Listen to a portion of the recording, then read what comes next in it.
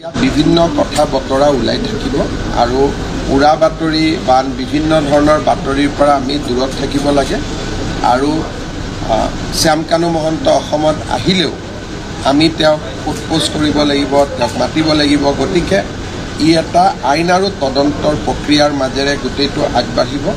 সেইকাৰণে যিসকলে জুবিনক ভাল পায় তেওঁলোকক মই অনুৰোধ কৰিম যে এই গোটেই ঘটনাটোৰ পৰা আমি উৰা বাতৰি বিভিন্ন ধৰণৰ কথা বতৰাৰ মাজেৰে বিভ্ৰান্ত নিজেও হ'ব নালাগে, আনকো বিভ্ৰান্ত কৰিব নালাগে। অসম চৰকাৰৰ ওপৰত বিশ্বাস ৰাখক।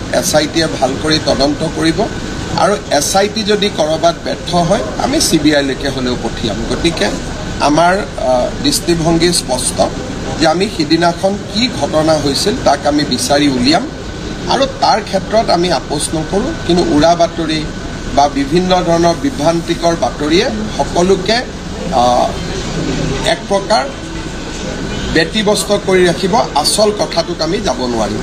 সেইকাৰণে মই ভাবোঁ যে আমি সকলোৱে কিছুদিন SITক সহযোগ কৰা উচিত আৰু যেতিয়া আমি সকলোৱে অনুভৱ কৰিম যে SITয়ে ভাল কাম কৰিব পৰা নাই তেতিয়া আমি CBIলৈকেও পঠিয়াব পাৰিম। সেইকাৰণে আমি অত্যন্ত ধৈৰ্যৰে সৈতে অপেক্ষা কৰিব লাগে।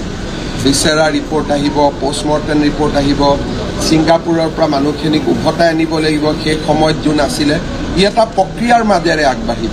কিন্তু যদি কোনোবাই কয় ইনষ্টেণ্ট জাষ্টিচ লাগিব তেতিয়াহ'লেতো কোৰ্টত আমি ফেইল হৈ যাম, কাৰণ আদালতেতো আৱেগটো নুবুজিব, আদালতে পইণ্ট টু পইণ্ট উত্তৰ বিচাৰিব। সেইকাৰণে আদালতক সন্তুষ্ট কৰিব পৰাকৈ SITয়ে কাম কৰিব লাগিব। আপোনালোক সকলোৱে চৰকাৰক সহযোগিতা কৰক। আমি সকলো জুবিন অনুৰাগী, কোনো বেছি নহয় কোনো কম নহয়। সেইকাৰণে আমাক এটা নিৰ্দিষ্ট গতিত আগবাঢ়ি যাবলৈ সহায় কৰক।